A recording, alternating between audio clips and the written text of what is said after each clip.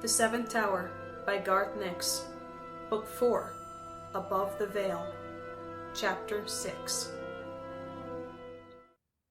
The free folk led them through another maze of narrow passages, all of them dark. Some were partially flooded, requiring wading. Others were packed with long-forgotten boxes and barrels, rotting away in the darkness. Occasionally, bright patches of luminous mold shone like pale beacons, and once a sunstone flickered high on a wall, a stone in its dying days. They saw no other underfolk, and it was clear that the paths Crow chose were rarely used by anyone.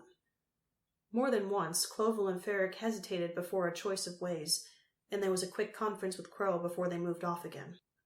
After several hours, they climbed down a switchbacked series of rough-hewn steps to enter a large cavern with a sandy floor.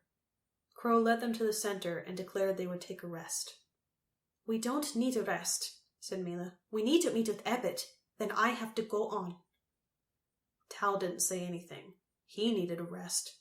His leg was aching, and he wanted to take the pain away with some healing light. He gratefully sat down on one of the stones Crow had indicated in the center of the cavern and stretched out his leg. The others kept standing, a few stretches away. Adris slid over and copied Tal, stretching out his puffy leg. "My leg hurts too," he announced. Adris came over to look at it while Tal focused on his sunstone to summon a blue glow of healing. It wasn't as powerful as the full blue ray, but at least it would take the pain away.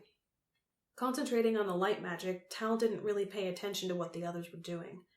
Mila was arguing with Crow about the delay, and the other free folk had drifted over to stand behind him, except for Inky, who had wandered over to the far side of the cavern and appeared to be looking at the rock wall.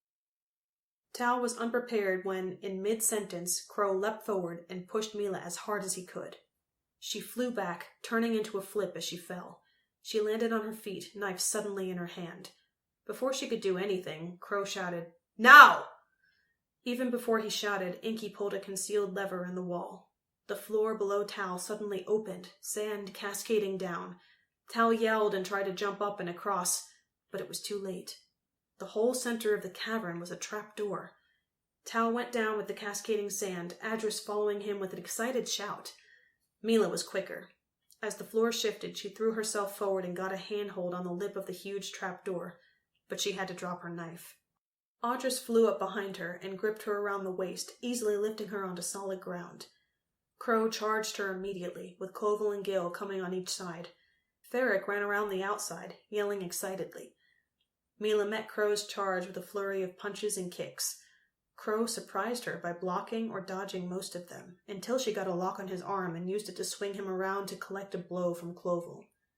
Mila had to let Crow go then, as Gil tried to grab her around the knees and push her over into the hole. Mila jumped clear and followed up with a kick that knocked Gil out. "Adris!" she shouted. "Attack!" "But Adris has gone down there," said Adris, pointing at the hole. She didn't attack. Mila scowled in anger. Crow and Clovel circled her warily. Ferric had retreated to join Inky. Gil was groaning on the ground. "Why?" asked Mila. "We had an agreement." "Can't trust a chosen," said Crow. He drew a long, sharp knife. Clovel looked at him, then hesitantly drew his own knife. "What about Ebbet?" said Mila. She didn't take her eyes off either knife-wielding opponent. "And your crone? Your leader?" "What they don't know won't bother them," Crow replied. Clovel glanced across at his leader. Mila saw the uncertainty there. "Someone will tell them," she said.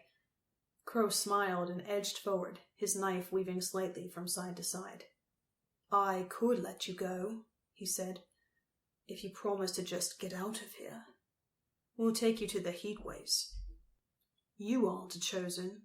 I've got the one I wanted, that Tal. Once a chosen, always a chosen." "We have to help Adris," said Adris. "He hasn't come back up." Mila thought about it for a moment. She could feel Adris's desire to fly down to see what had happened to Adris. Inky moved. For a fraction of a second, Mila was distracted. In that moment, Crow reversed his knife, revealing a sunstone in its pommel. The stone flashed white. Mila and Adris cried out and shielded their eyes. At the same moment, even more of the floor opened up. Mila fell back, flailing her arms and legs. Accompanied by a torrent of sand, she slid down into darkness, Audrus fleeing after her. Behind them, Mila heard a panicked shout and saw someone else tumble into the sandslide above her. It was Gil. She had been caught too, and she, Mila, and Audrus were all plummeting down.